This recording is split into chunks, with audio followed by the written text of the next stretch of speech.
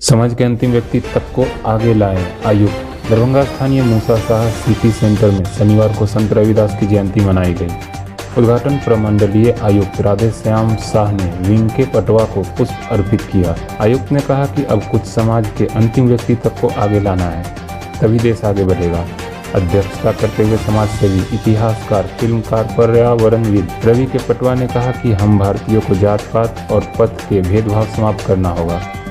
फिल्मकार कुमार आदर्श ने कहा कि बचपन में उनके पिता विंग के पटवा अपने दलित का सम्मान करना सिखाया। पूर्व कुलपति आर.के. झा ने संत रविदास के निराकार ईश्वर भाव को समर्पित करना बताया।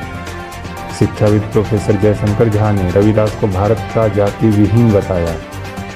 राष्ट्रीय स्वयंसेवक संघ के प्रमंडलीय प्रचारक राजा राम, मनोहर झा, ललित झा, सुधीर सिंह, बलराम राम, धर्मेंद्र सिंह आदि ने भी विचार रखे। इस मौके पर कवि सम्मेलन का भी आयोजन हुआ।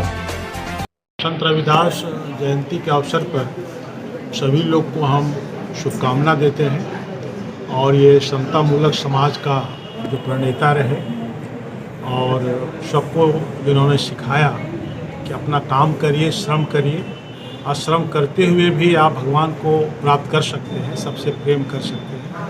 ये भावना आज भी सही है, सबको इसका अनुसरण करना चाहिए। धन्यवाद।